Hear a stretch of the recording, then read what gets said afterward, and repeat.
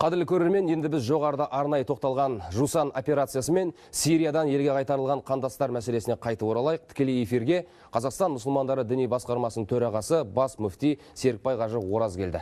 Ассалаумағалейкум. Қош келдіңіз. Серікбай Қажы, сонымен 47 қандасымыз соғыс шарпыған Сириядан қайтарылды. Қоғамның олардан қауіптенгені орынды ма? Расында да елбасымыздың қамқорлығыменен қантөгіс аймағы болып, озбырлықтың ошағына айналған Сириядан қайтып оралған біздің азаматтарымыз жалған үміттер мен жалаң ұраңдар, шариғатқа қайшы болған сенімдердің құрбанына айналған 47 отандасымыз отанымызға аман-есен оралды.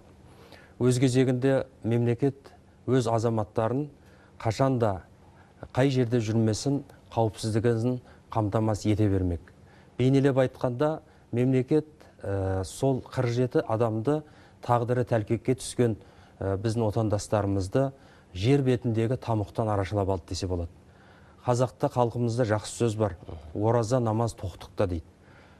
Дінде тоқшылықпен бейбітшілікте ғана ол өркендеп отырады. Құлшылыққа да, тіршілікке де тыныштық керек. Олай болатын болса, біз осыны үнемі жадымыздан шығармауымыз керек деп ойлаймын. Ал енді қоғамға бейімделіп кетуі және қоғамға қаупі туралы мәселеге келген уақытта, біріншіден мемлекет аман-есен ол азаматтарымызды елімізге алып келді. Біздің тиісті құзырлы орындарымыз бұлардың қылмыстарына қарай жауапқа тартылатындарын, басқа да түсіндіру жұмыстарын бірлесе жүргізілетін болады. Және жалпы мұсылманшылыққа да, адамгершілікке де сәйкес келмейді осынша мемлекеттің қамқорлық жасап отырған уақытта оған қиянат жасауға. Сондықтан мен ойлаймын, осы оларменен қайта сауықтыру жұмыстарын жүргізетін болса, ол нәтижелі болады. Қоғамға бейімдей аламыз ба? Бұл мүмкін бе? Әрине, мемлекет тарапынан қазір оларға моральдық та, материалдық та көмектер жасалынып жатыр. Ал сол біздің азаматтарымыздың, енді халқымызда сөз бар ғой, адасқанның айыбы жоқ, қайтып үйірін тапқаннан соң деген. Қателіктерін түсінді деп ойлаймын. Және оны қайталауға нағыз діннің негіздерін өзіміздің отандық мамандарымыздан тереңдеп дұрыстап үйрене отырып, және сол кейбір теріс сенімдердің арқасында соның құрбаны болған азаматтарымызды біздің қоғамның барлық мүшесі бейтарап қалмастан сол үшін бірлесіп жұмыс жасауымыз керек деп ойлаймын. Олармен бетпе-бет кездестіңіздер ме? Әрине, біз олармен бетпе-бет кездесуге біздің мамандарымыз әрдайым дайын.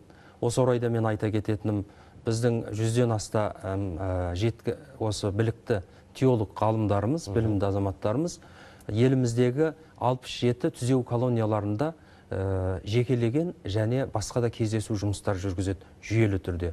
Нәтижесі де жоқ емес.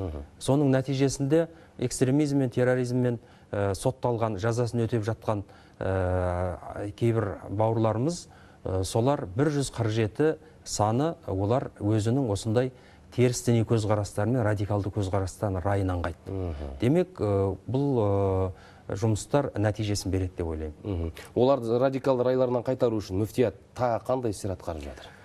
Жалпы Қазақстан мұсылмандары діни басқармасының жанында біз ақпараттық насихаттық топ бар. 350-ге тарта біздің маманымыз биылғы өткен 2018 жылдың өзінде 7000-нан астам кездесулер жүргізді. Және біздің әр осы діни құрылымның, мешіттеріміздің жанында біздің азаматтарымызды сауатын ашу үшін, дін негіздерін түсіндіру мақсатында 966 біздің дайындық курстарымыз бар, сауат ашу курстарымыз. Онда Құран үйретеді, онда ислам дінінің негіздерін, ислам дінінің әдептерін, иман шарттарын үйретеді. Халқымыздың салт дәстүрімен біте қайнасқан өзіміздің діни мектебіміздің құндылықтарын соны жеткізеді. Мүфти Хазірет, соңғы сауалым. Көбі Сирияға кеткендер жаңағы орталық Азия елдеріне білім іздеп барамыз деп кетіп, әрі қарай шекара асып кетті, шыны керек. Жалпы жастардың шетелде діни білім алуына қатысты мүфтияттың ұстанымы қандай? Мүфтияттың ұстанымы, біздің азаматтарымыз өзіміздің отандық оқу орындарына білім алуға толық қазір мүмкіндік жасалынған. Оннан астам орта білім беретін оқу орындарымыз және жоғары халықаралық деңгейде оқу орындарымыз бар. Бакалавриат, магистратура, докторантура, қандай ғылыми ізденістерге де мүмкіндік ашылып отыр.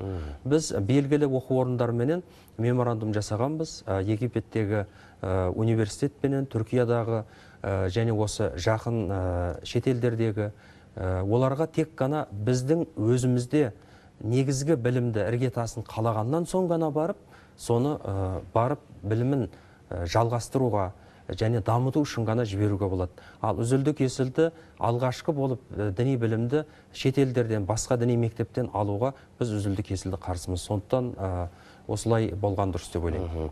Мүфти Хазірет, рахмет, барлық ақпаратты алғандай болдық. Жексенбі болса да қымбат уақытыңызды бөліп студияға тікелей эфирге келгеніңізге рахмет айтамыз. Рахмет сізге. Қадірлі көрермен, бүгін бізде студияда болған Қазақстан мұсылмандары діни басқармасының төрағасы бас мүфти Серікбай Қажы Ораз. Біз аптаны әрі қарай жалғастырамыз.